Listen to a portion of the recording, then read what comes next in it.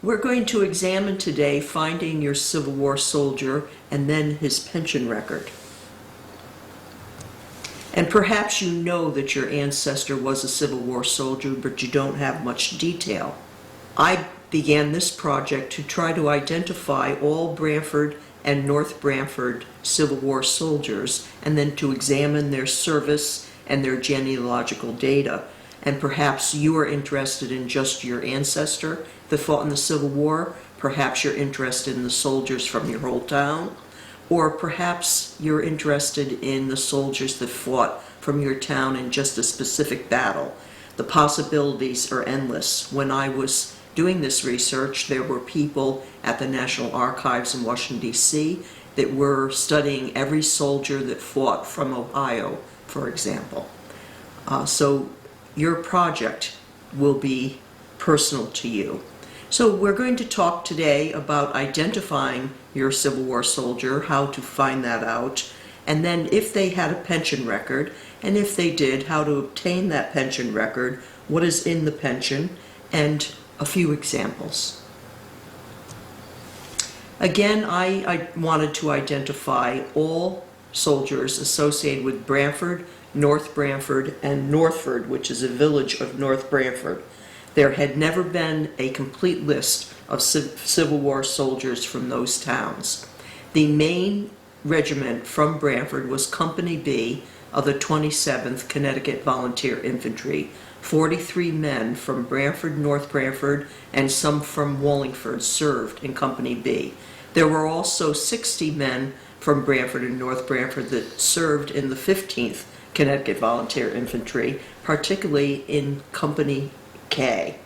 But in total, there were 450 soldiers associated with these towns in the Civil War, some of whom came to Branford afterwards. And that was a 15% of the population, which at that time was 3,185. Because of the experience I've had looking at over 250 pensions, there are finding lists to help you find pensions, but there's a lot of nuances and little tricks of the trade, and so today I'm going to share those with you. So again, you need to identify what the scope of your project is, perhaps for an ancestor, or that you're interested in a regiment, or for a whole town, or for a particular battle or campaign. But the things you will do to identify your project and to research it will be the same. So how do you identify whether your ancestor or someone in your town was a Civil War soldier? There's many resources to help you with that project. There might be family papers. You might know that your great-grandfather was in the Civil War, but you don't have a lot of detail and you want to find out more. You may be interested in someone in your town that was well known and you want to do that research. So there are a number of published lists, online material, and other resources that we'll be talking about. The two of particular note are the Civil War Soldiers and Sailors System online, which I'll give you examples. Also the Record of Service of Connecticut Men, which was published by the state of Connecticut. And then the Hale Cemetery Collection, which identified in the 1930s all gravestones that were standing in Protestant cemeteries throughout the state of Connecticut, and they noted whether there were military markers. So this is an important collection for you to research. An example when I was doing my research was a gravestone in Center Cemetery in Branford for Joseph Curtis. In the Hale collection, he was identified as a Civil War soldier because he had a marker in 1934. His marker is no longer there today. He died in 1910, and his wife, who was identified as Jane Tyler, died in 1890. So I wanted to see how he was connected to Branford. Was he indeed in the Civil War? So I went back to look at town records, vital records, census, and church. I found him in some census records. Her death was in the vital records, but I never did find his marriage to her. I did finally find his death in New Haven. And that's his gravestone at Center Cemetery. Her name never made it onto the gravestone. So the only reason I think he might be in the Civil War was the marker identified in the Hale collection in 1934. So what do I need to do to try to find out more about Joseph Curtis? One of the resources is from the National Park Service called the Soldiers and Sailors System, and this is how the website looks. It's fairly simple to use. Some of the problems with it is that you have to exactly spell the soldier's name right, which is sometimes can be tricky. You will put in the research box here, the last name Curtis. I'm going to put in the full spelling as it appeared. It could be that it would be spelled here with only one S, but I'm going to do with the two S's, and Joseph. Now, I don't really know where Joseph served from, but since Branford people did not venture too far afield, I'm going to assume he was from Connecticut and he served in the Union. And so I've put that data into the research boxes.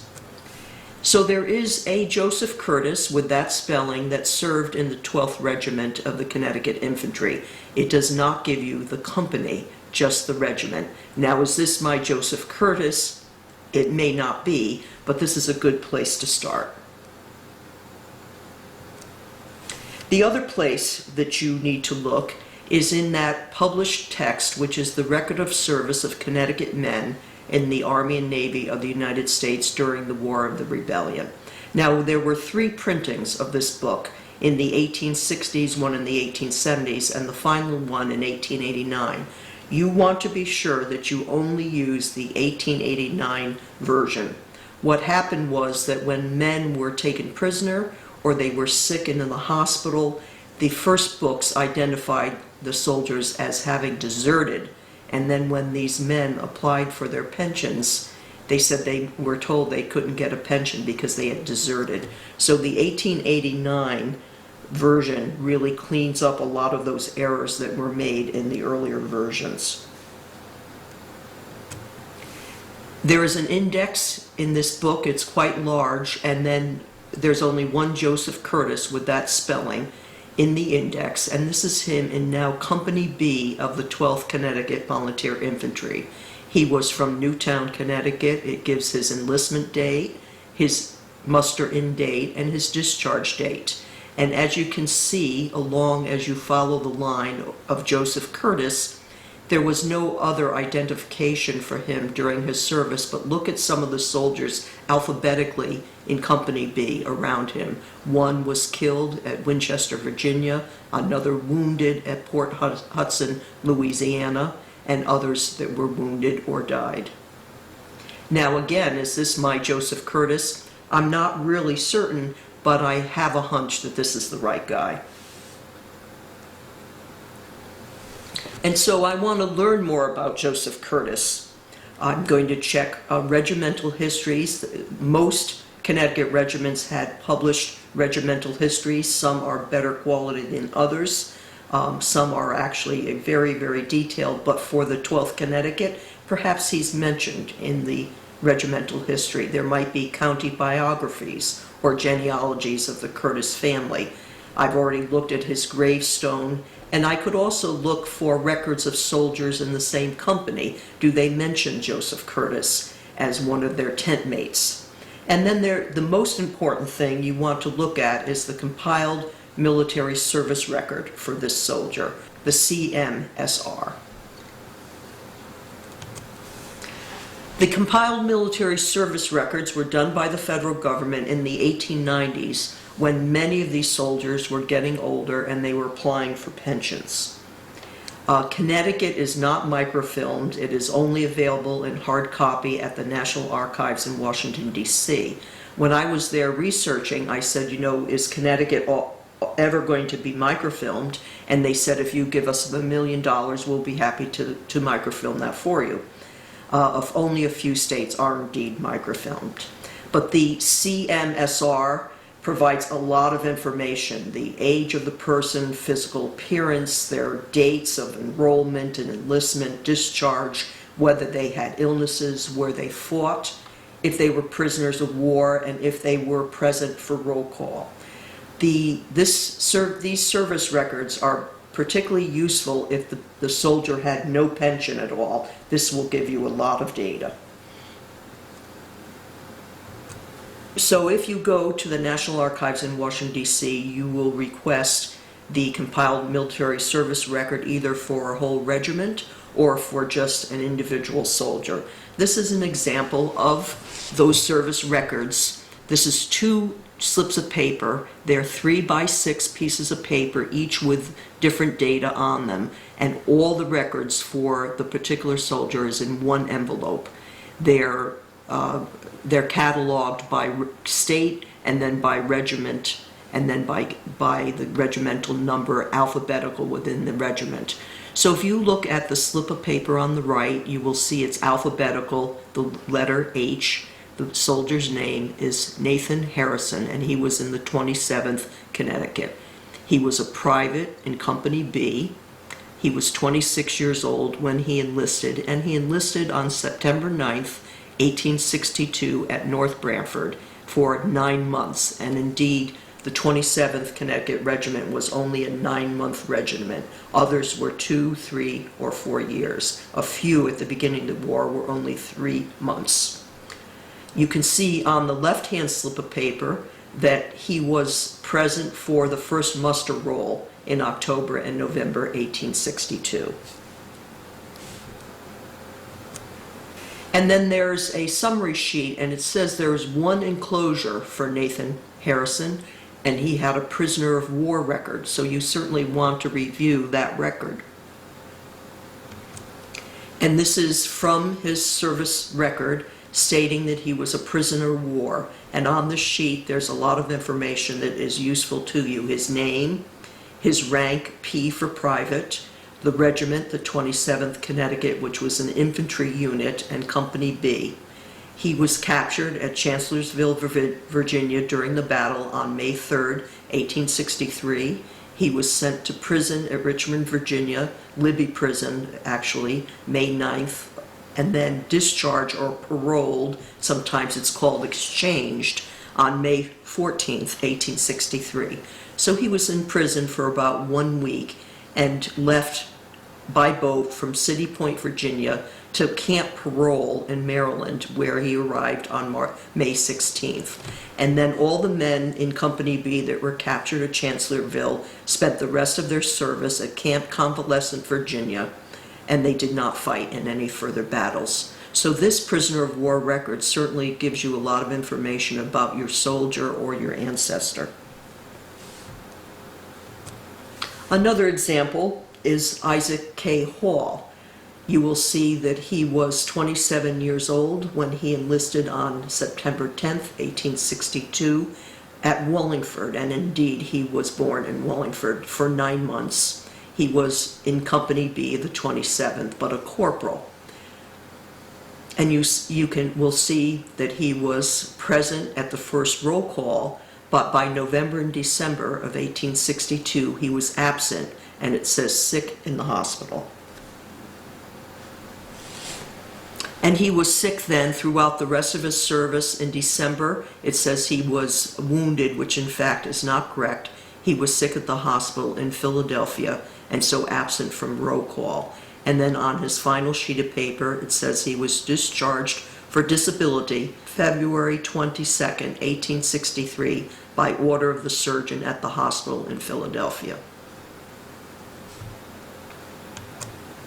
And in the service record is a copy of his original discharge papers and a lot of detail on these papers. He was a corporal under Captain Ely of Company B 27th. It will say where he's from, his place of birth, and these discharge records also include physical description.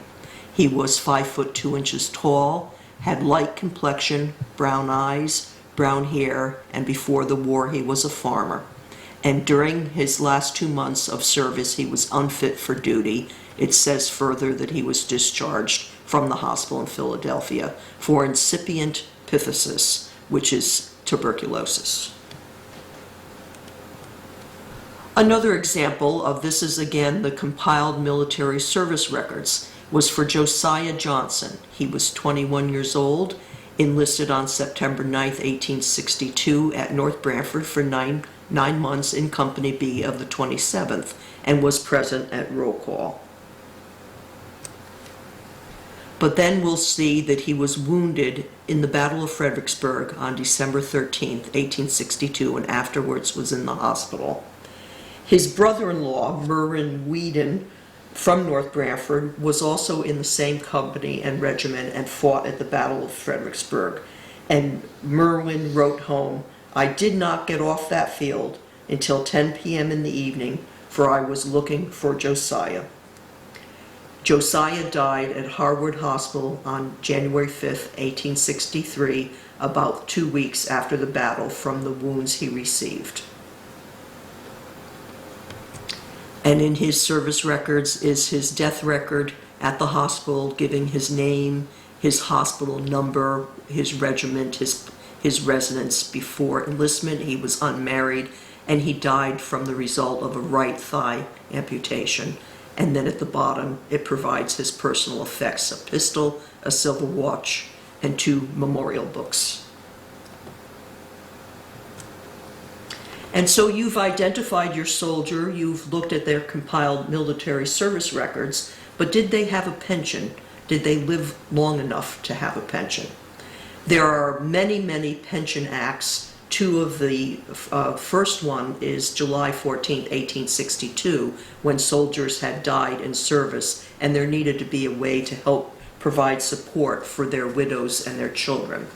The largest Pension Act was June 27, 1890, where veterans previously had to prove they was disabled because of their service, and now they only had to prove they were disabled because they were getting older and to prove that they were in the service. When the soldier turned 70, they automatically received a pension. Pensions could also be received by widows of the soldier as long as they were married before 1890. That changed as more pension acts were enacted as time went on. Some of the widows lived into the 1940s. I found that 75% of Branford soldiers did have pensions, but some of them did not. They maybe were fairly well off financially, so never applied. If the soldier died during the war, such as Josiah Johnson, his mother or father never applied for a pension. If they could prove he had sent them money and helped support them, the mother or father could have gotten the pension.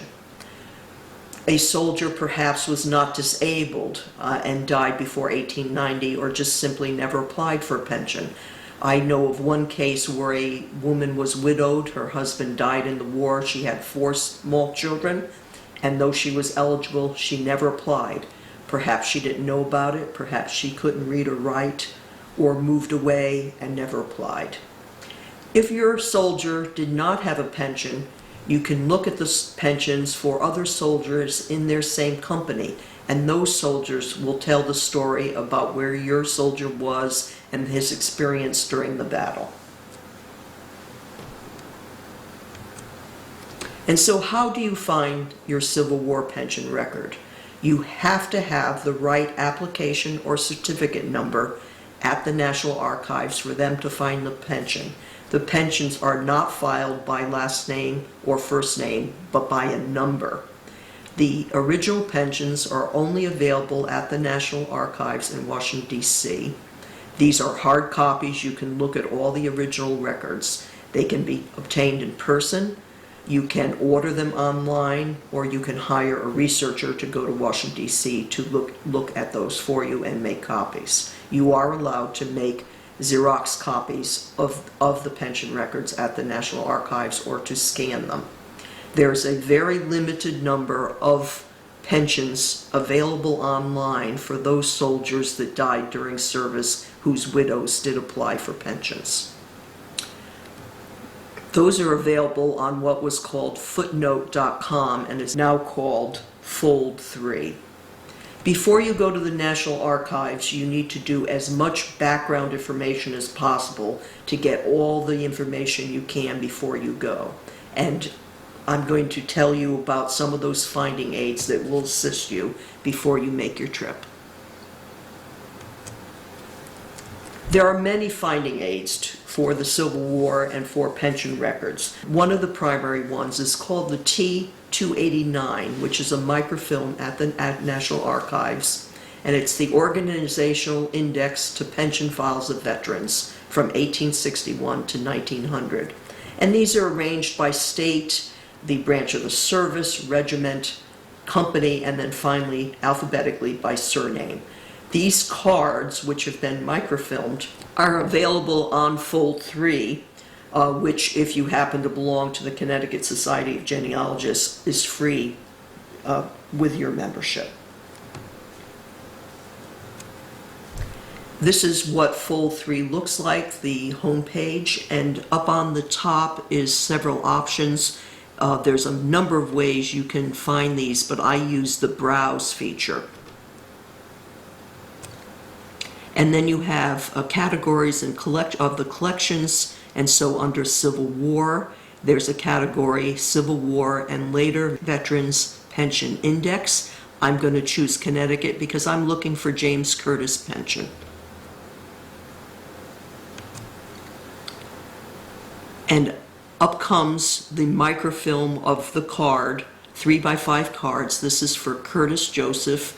The late rank is left blank, presuming that he's a private. If he was a corporal or anything other than a private, it would be filled in. He was in Company B of the 12th Connecticut Infantry, which we had previously ascertained. And these cards have a good deal of information.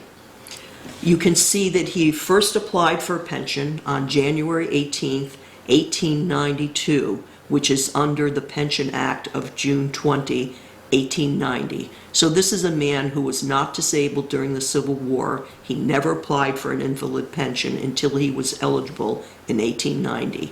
And there's two numbers associated with the pension. First, an application number, and then after being examined by the pension board and all the facts examined, the application is approved by the pension board. Connecticut was under the Boston Pension Board, and then the soldier receives a certificate number, and his is 1049743. That's a fairly high number. The later the pension application, the larger the number. So very low numbers, for example, 650 would be for a widow of a soldier killed during the war. You can also see the date of February 20, 1907. He had to reapply to get an increase because he turned 70 years old. The pension board did not automatically send you an increase in your pension, but you had to apply when you turned 70. So this last number, 1049743, is the number you need to get the pension at the National Archives. If you write it down wrong, they're going to send it back saying they couldn't find it. That is a very important number. There's another very similar but slightly different microfilm, which is a finding aid to general indexes, and that's called the T-288.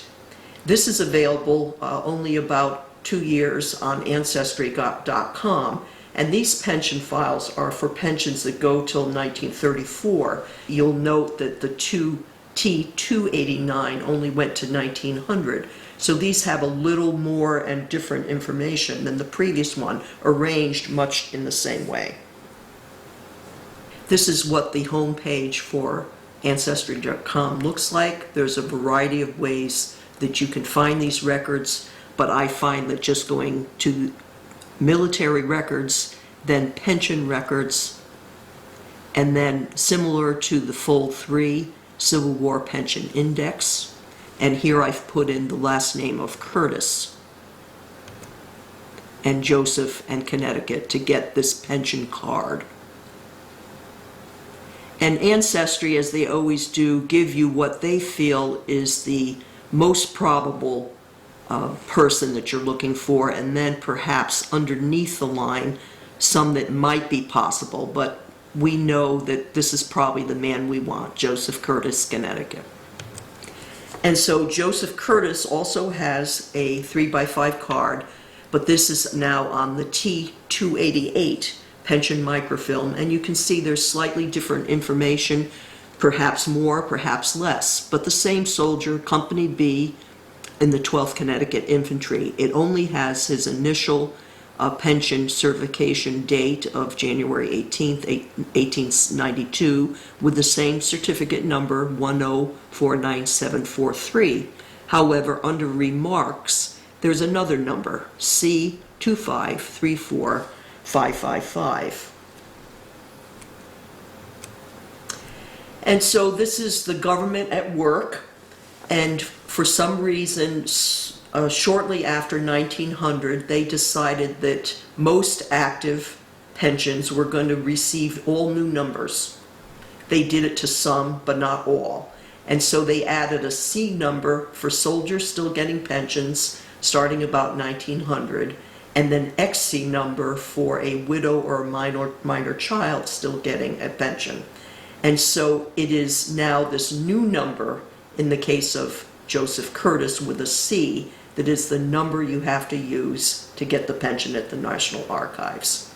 For widows, mostly widows that were still alive after 1925, there are some pensions that are still held by the Veterans Administration and are not at the National Archives, and that's a whole different application process that you have to do at the Veterans. But if your soldier or his widow was living and getting the pension and died before 1925, almost always the pension is at National Archives. So you have all this information in hand. You've already done this all at home to try to figure out the numbers, and you'll be going to the National Archives. You have to get an National Archives number and provide data to them, not hard, and once you get it, it's good for 2 years. And this is the request to get the pension, in this case for James Curtis. You have your name, your National Archives card number, you're going to put in that it's a pension, the name of the soldier, the company and regiment, that it's the Civil War, and he served from Connecticut. And these are the numbers that we found on both the T288 and the T89, but extremely important that you now put that other number, which is the C2534555, and that is where it's filed in National Archives. If you forget the C number, they will tell you they can't find it. And remember, not all soldiers or their widows ended up with this extra number. And so in some cases, the 1049743 will indeed be the number where the pension is filed. And you can get up to 20 pensions a day at the National Archives, 6 at a time. And so what I did, I made 10 or 12 trips to the National Archives and looked at over 250 pensions. And I would bring these blank sheets of paper home, do all the research at home, and go to National Archives with like 25 of these sheets with me all ready to go. And you can put 6 in at a time over the course of the day. And it's such a thrill when they come out and they find every single one of the pensions that you're looking for.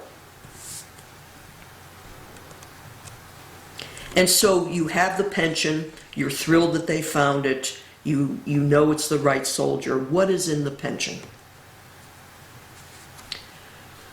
I found they occasionally say that there's an original photograph of the soldier in the pension file. I did not find that for any of the pensions I looked at, but I did find that there were copies of original birth records, in a couple cases foreign-born soldiers, a birth record in German and then translated into English. There were original marriage records, death certificates, original enlistment and discharge papers.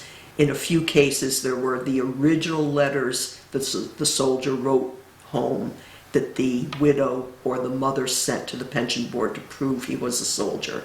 And many other kinds of detail, the soldier's name and enlistment and battles, parents' names, parents' birthplaces, physical descriptions, names of children, their birth dates and places, all kinds of information about wives and the families, prisoner of war, illnesses. But some of the most important information in the pension are depositions or affidavits from neighbors, from family members, fellow soldiers, physicians, concerning and proving that the soldier was indeed a soldier, that he is the right soldier, that that was indeed his wife, and that he indeed had children. And so I'm going to show you some case studies to give you a sampling of the kinds of things that you can find in the soldier's pensions record.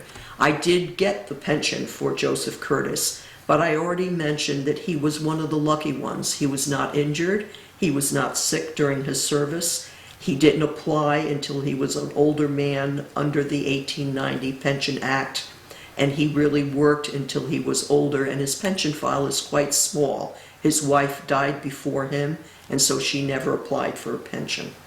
And he was indeed the right Joseph Curtis. Michael Keenan was from Branford. He was a private in Company K of the 1st Connecticut Heavy Artillery. He served for 3 years and injured his elbow during the war.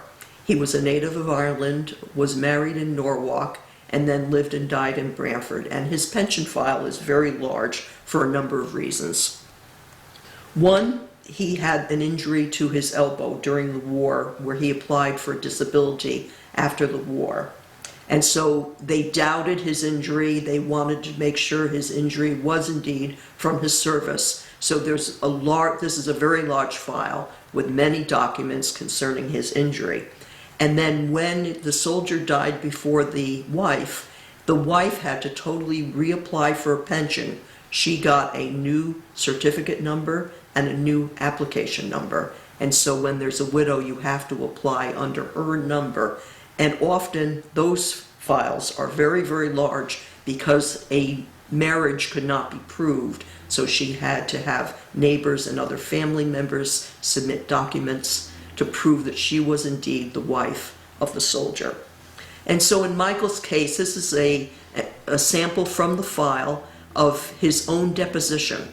They would go to court or go to a lawyer and dictate to a recorder their answers to questions from the examiner, from the pension board, or to just state information about themselves and their service. You can tell often if they did not sign their name that they could not read or write, and so there's a lot of information in these files.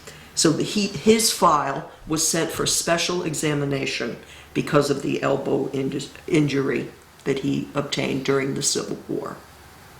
Some of the information, there is probably in his file 50 pages of depositions from himself, his neighbors, and his family. So if you are a descendant of Michael Kinney, this is a record you really want to look at. And so he states very briefly, my age is about 49 years, and I am a lock fitter. At the time of my enlistment, I was working in a lock shop in Birmingham, Connecticut, which is part of Derby. He goes into great detail about his enlistment and his life before the war. The examiner from the pension board asked many questions. How did you incur the injury to your right elbow? He states, at Fort Richardson, Arlington Heights, Virginia, in November 1861, our regiment was in camp alongside the fort which we were building. Our Sibley tents were arranged in streets, leaving a gutter on each side, and he goes into much detail about how those tents were arranged. Leaving my tent at night, my foot struck against the tent peg, and I fell heavily into the gutter. I was in regimental hospital about 1 month and spent Christmas there. And then the examiner asked another question, and his answer, no, sir, I was not under the influence, nor engaged in any sport or scuffle when this happened. And in my research of all the pensions, the examiners only asked Irishmen if they had been drinking. Then there's also information from Michael Keenan. Are you a married man? And he says, yes, my wife's name is Mrs. Michael Keenan. And then he finally decided her name before her marriage was Catherine McGowan. He was asked, where and when were you married? And he said, about March 25th, 1867. And most men don't really know when they were married exactly, and so Michael did not either. But he did remember it was in South Norwalk, Connecticut. Is there a record of your marriage? And he states, yes, in the Catholic Church at South Norwalk. Were you previously married? If so, state the name of your former wife, if she died or if you were divorced. And he says, no, never had but one wife. And if you are researching this family, he gives the name of all his children, their birth dates, and states that all his children were born in Branford. And an original copy of the certificate of marriage is in the file, giving the name of the groom and the bride, Catherine McGowan, the date, which is April 24th, 1867. He was only off by a month, and gives the full name of the priest who married them with the witnesses at St. Mary's Church in South Norwalk, Connecticut. And then there's also a later certified copy of the marriage. After Michael died, his widow, Catherine McGowan, had to reapply, get a new application number and certificate number, and often these applications took several years before they were approved. In the meantime, these widows usually had very little money, and so they went several years without any pension money. They did get it retroactively once the pension was approved. And she had to prove that she was the widow of the soldier, that the soldier was indeed a soldier of the Civil War. Sometimes marriage records were lost. And she states in one of her depositions, I am the widow of Michael Kinney, who enlisted in the 1st Connecticut Heavy Artillery under the name of Michael Keenan. We were married in Norwalk in 1867, and the same day we were married, we came to Branford and lived in that town continuously ever since. My husband's pension was under Michael Keenan, but as a family, we always used Kinney. And Michael's death certificate, a copy, is in his file at Branford. And if you were not from the same town that you're doing the research, this has a wealth of information where he lived, his occupation, death date and place, birth, and wonderfully for this family gives his father's full name as John Kinney, his mother's name Hannah Greeley, and they were both born in Leitrim, Ireland. It's often not the case that you get the town in Ireland or the county where they were born. And Michael and Catherine are both buried at St. Agnes Cemetery in Branford. There's a military marker, but a World War I marker with a flag put on every Memorial and Veterans Day for the Civil War soldier, Michael Kinney. Another soldier was John Luther Bartholomew. He was a private from Wallingford and Company F, the 14th Connecticut Volunteer Infantry. He was captured in Virginia, sent to prison, where he died in Salisbury Prison, North Carolina, in October of 1864. He was born in North Branford, and there's a gravestone for him in Northford Cemetery. There was a marker in 1934. I knew about John Luther Bartholomew, but had trouble finding enough information on him. I knew he was married, and his wife's name was Henrietta A. Johnson. They were both natives of North Branford, and you can see here a copy of their marriage certificate at the Northford Church where they were married in 1859, and it gives their ages, place of birth, the minister, and so on. He died in prison, and she was eligible for a pension, and she applied June 19th, 1865. The other thing I knew about this family is that they had one son, that at least, named Samuel, who was baptized at the Northford Church as an infant, but I could never find anything more about the son, Samuel. I knew that Henrietta remarried after the war.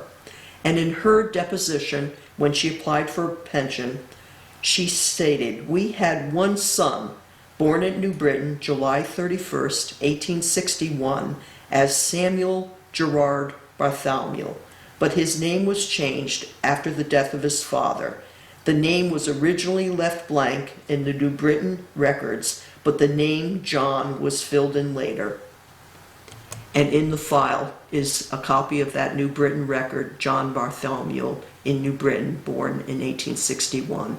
And so I could never find anything further about a son, Samuel, because his name was changed to John.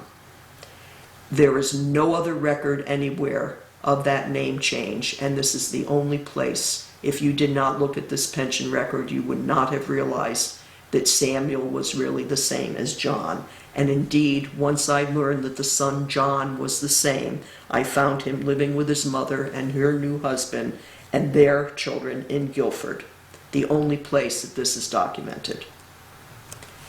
And John Luther Bartholomew's gravestone, this is a government-provided gravestone for Civil War soldiers at Northford Cemetery, giving his regiment company his date of death at Salisbury Prison.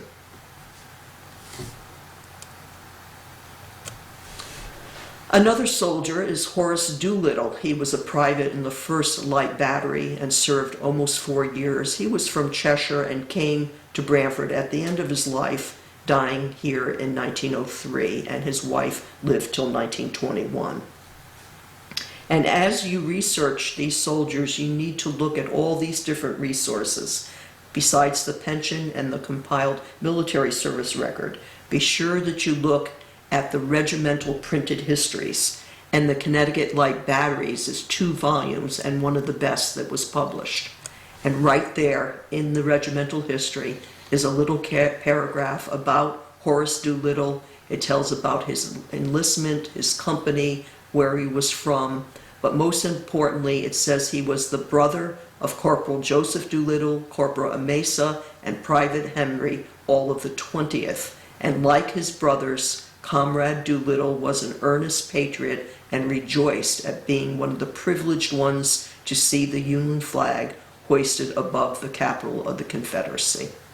And isn't that wonderful? There's a picture of Horace Doolittle. So look at all these resources when you're researching Civil War soldiers. A couple more examples. One is for Alonzo Ferris Frisbee. This is a Branford family, the Frisbee, and I just happen to love that name, Alonzo Ferris. He was in Company K of the 15th Connecticut Volunteer Infantry. Remember, I mentioned that there were 60 Branford soldiers in the 15th, a lot of them in Company K. Alonzo was from Wallingford. He had 3 marriages. He moved around a lot and ended up in New Jersey after the war. He applied for a pension record, so he had an application number, but never received a certificate number because he died before he received the pension. But his wife, Amelia, applied for a pension after his death. He had a first marriage in Branford in 1844 to Henrietta Lindsley and presumed to be divorced about 1860, but there's no divorce record. They had 6 children. He was married second at Wallingford in 1860 to Lucy Compton, and she died 8 years later at the age of 30. They only had 1 child who died young. And then he married a 3rd time at Bristol, Connecticut in 1865 to Amelia Brewer. Their certificate of marriage was destroyed and no other record could be found. They had 4 children, but they all died relatively young by the time she was a widow. And right after his marriage at Bristol to Amelia, they moved to New Jersey, and she applied after he died for a pension record. If you look at some of these dates, you can see that there's some inconsistencies. One, was he ever really divorced from Henrietta Lindsley? There were grown children, and he did not seem to have a relationship with his older children.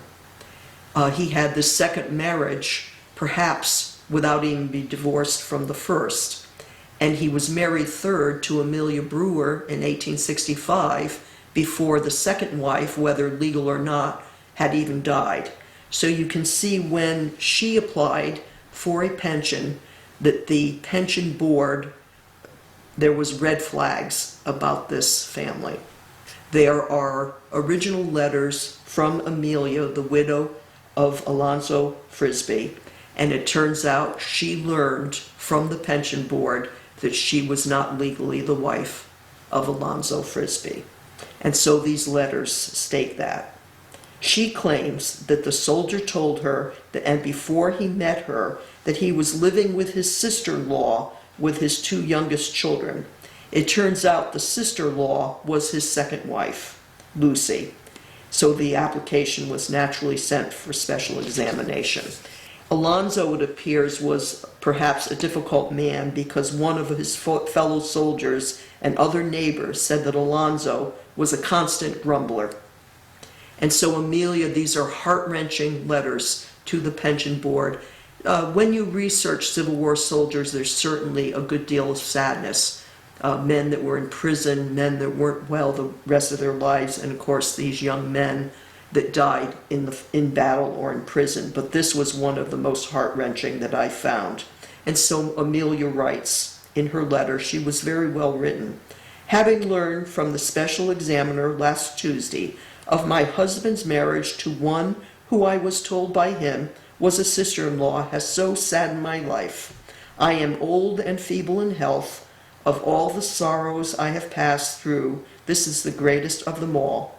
If the record of my husband's marriage to Lucy is true, and there can be no doubt of it now, I ask the government to drop me from its pension claims, for if I am not an honorable wife, as I supposed I was, I would never be held as a common law wife.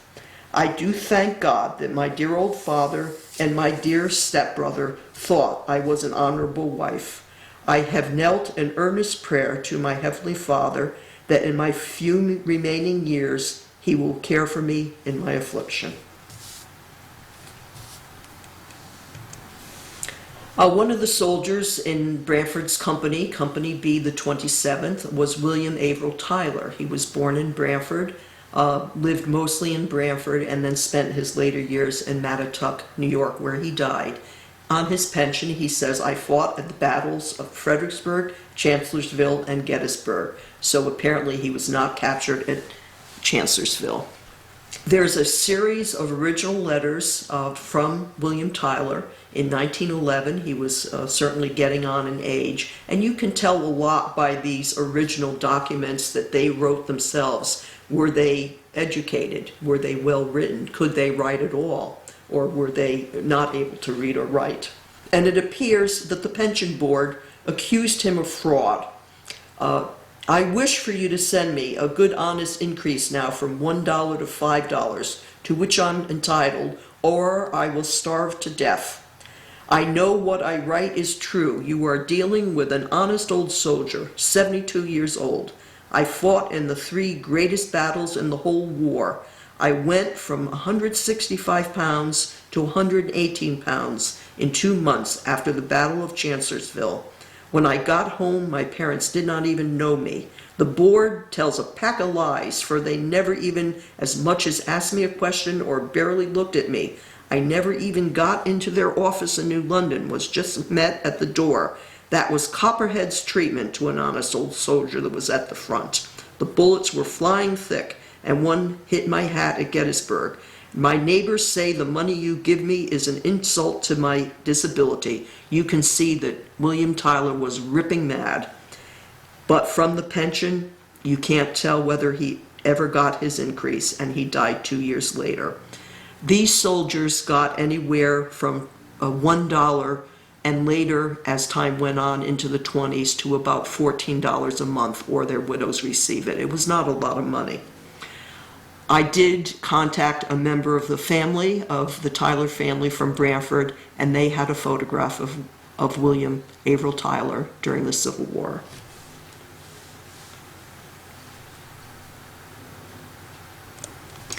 Our last case is Henry Decatur Boardman. He was from Branford and first served as a very young man, enlisted in the 1st Connecticut Heavy Artillery. He got sick, was in the hospital, and was discharged for disability. And then a few months later, he re-enlisted in Branford's Company B, the 27th, but again was sick and discharged from the hospital in Washington, D.C. He lived a fairly long life, died in 1906, and is buried in Great Barrington, Massachusetts. His wife, Mary, lived until 1946 at the age of 96 when she died. and this pension is at the Veterans Administration, not at the National Archives. This, because the widow lived a very long life, these pension files are usually very, very large because there's a lot of communication about where she lived, her increases, her payment vouchers, and so on. There's, again, a lot of detail, a lot of information about his family. They had a lot of children. There's hospital records. Walt Whitman, the poet and writer, spent a lot of time in the Civil War in the Washington, D.C. area at the hospital, caring for soldiers, talking to the soldiers, and writing about his experiences about the soldiers and their life during the war. He published several books during and after the war and articles, one of which has an essay about Henry Boardman, which is called A Connecticut Case. This young man, in bed 25, is HDB of the 27th Connecticut Company B. His folks live at Northford, near New Haven, Connecticut. Though not much more than 21 or thereabouts, he is not much about the world on sea and land, and has seen some fighting on both. When I first saw him, he was very sick with no appetite. He declined offers of money, said he did not need anything. As I was quite anxious to do something, he confessed that he had a hankering for a good homemade rice pudding, thought he would relish it better than anything. At this time, his stomach was very weak. The doctor whom I consulted said nourishment would do him more good than anything, but things in the hospital, though that better than usual, revolted him. I soon procured B his rice pudding. A Washington lady, Mrs. O.C., hearing his wish, made the pudding herself, and I took it up to him the next day. He subsequently told me he lived upon it for 3 or 4 days. This B is a good example of the American Eastern young man, the typical Yankee. I took a fancy to him and gave him a nice pipe for a keepsake. He received afterwards a box of things from home, and nothing would do but I must take dinner with him, which I did, and a very good one it was. Now, when I was doing my research, I realized that this man, soldier, Henry Boardman, was quite familiar to me, but I couldn't really remember why. And then I recalled that approximately 25 years ago, at a genealogy luncheon, I had sat with his grandson, Reverend Boardman Cathan of Bethany, and we had discussed Henry and his service when he learned that I was from Branford.